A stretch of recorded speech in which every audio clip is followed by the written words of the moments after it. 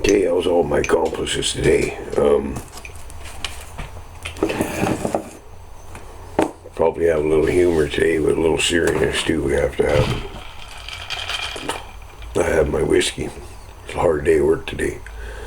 If you want to get a drink while you're waiting for me to start talking, I'll give you a couple seconds here. Oh, if you wonder what I'm drinking, is Crown Royal. Actually made in the town my grandpa come from. Anyways. Okay, we ready? Buckle up, my accomplices, I'm driving.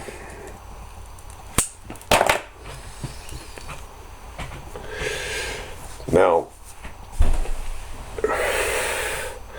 unfortunately, I got to touch on all this craziness that happened down in the States. And now I guess it's poured into Canada and Vancouver and Calgary and Montreal and Toronto. They're having protests. Well, why we have to protest in Canada here against cops against blacks in the States is fucking beyond me, folks. I really don't understand it.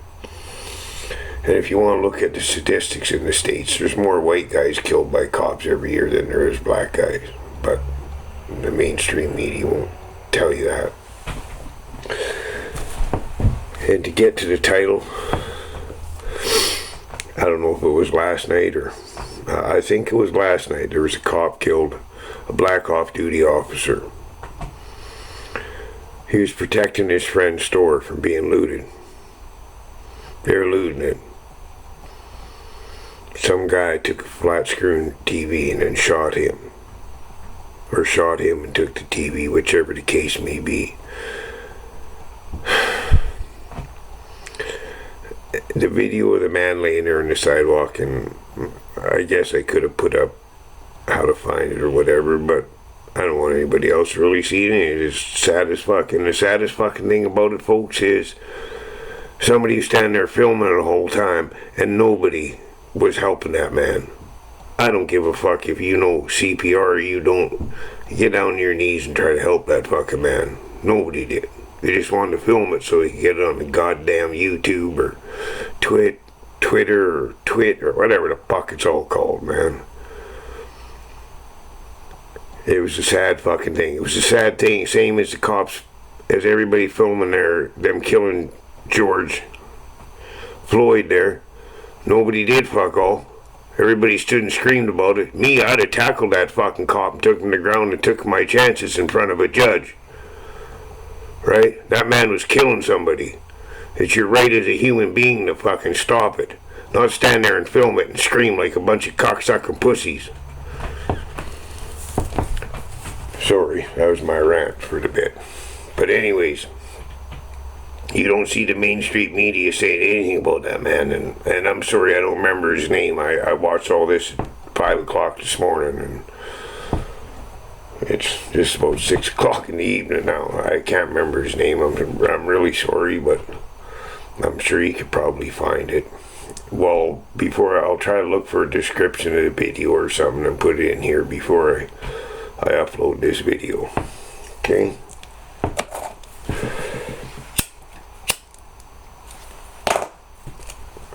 But it's sad, people. It's really sad. But anyways, let's have a little stories. A little bit of fun.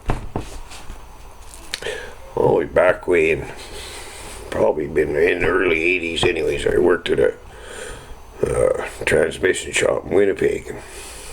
We had an outside salesman. And if you don't know what an outside salesman, he's the guy that goes around to like all the garages and stuff like that. And you know, because usually garages don't fix automatic transmissions. They send it to us, and we fix it, and we send it back to them. So that's what an outside salesman does. That's what he does. He handles that kind of the business. Well, this outside salesman we had was, well, I guess you call them little people now, but in my days it was a midget. I don't want to call him as a midget, or right or wrong, sorry, if you're offended, whatever, fuck it. And he was a wrestler, and Puck could this little cocksucker ever wrestle, man. I've seen him fucking, you know, one guy tried to take him on in the lunchroom one day, pissing around, and he was just right between his legs behind him, had him flipped on his ass. It was fucking hilarious. But anyways, get to the joke part of it. My foreman one day, we're having lunch all in the room there, and he says to him, he says, is it true that all midgets have big dicks? Somebody asked him, the salesman guy. The foreman looks and says, well, I don't know, when it's a lot fucking closer to the ground than mine.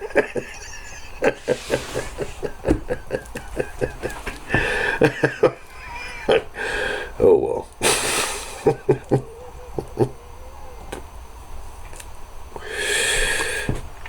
I got some stuff written down here, but I kind of got little footnotes, and my next one I can't remember what it was about. But we'll get to the next one. Anyways, I had to get insurance on my old Lincoln. And obviously, as you people know, well, most of you, my subscribers, or maybe not all of them, but know I never had a license. But they can't stop you from getting insurance if you don't got a license. It's got nothing to do with it. And easiest way for me to explain it is, what if I owned a company, I had 4 pickups, and I'm blind, I never had a license, but I got to insure them for other people to drive, right? They can't stop you from having insurance if you don't have a license. Here in Canada, I don't know what it is in the fucking States, right?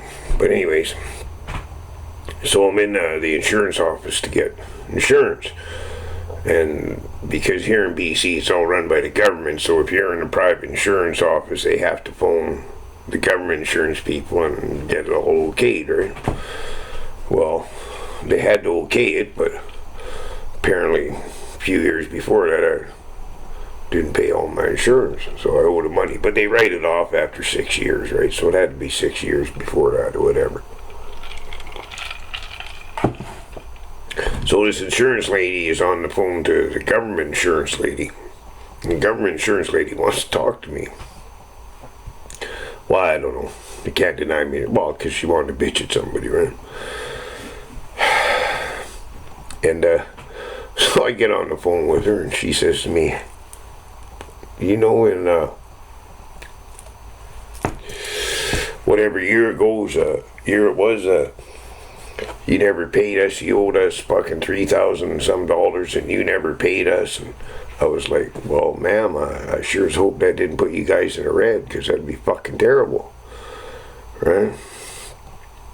So she's on, and she goes, well, what were you doing that you couldn't pay your insurance? Why couldn't you pay your insurance? I said, what year was that again, ma'am? She told me. I said, fuck, I was doing a lot of cocaine that year. Handed the phone back to the other insurance lady and got my insurance. She just wanted to bitch that fucking, for some reason, right? Who knows why. Not a little story. This would have been probably, I have to say 78 or 79, something like that, somewhere in there anyways. Yeah, well, I definitely wasn't drinking, old enough drinking the bars, but we were drinking the bar, me and a cousin and a buddy of mine, and playing pool, and I had a cast, like a half cast on here, like one they put on and then you wrap with a tensor bandage, because I broke these 3 fingers and 3 of the bones across my hand here, punching some motherfucker in the mouth.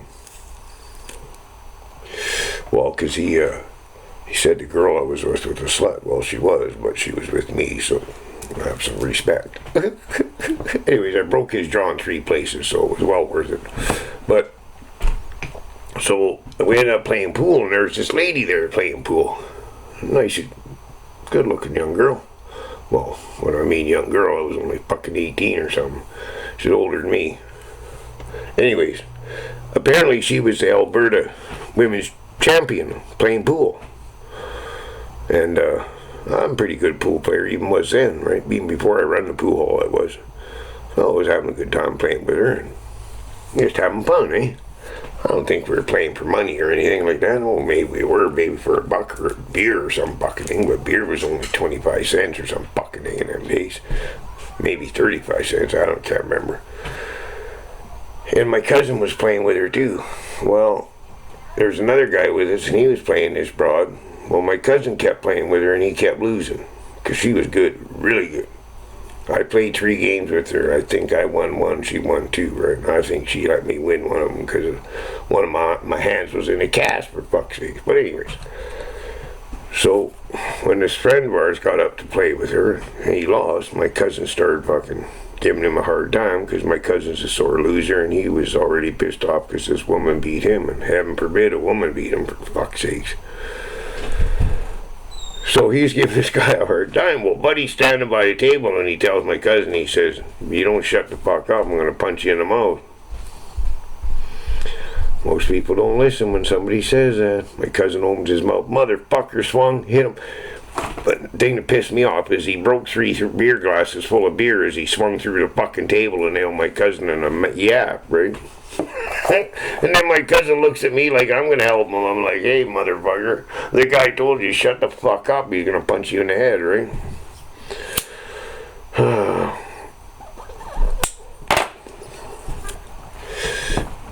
So, the other day, I don't know if you guys ever, if you see my video, Uncle Ride with Uncle Renus, you'll know who Uncle Renus is, my driver.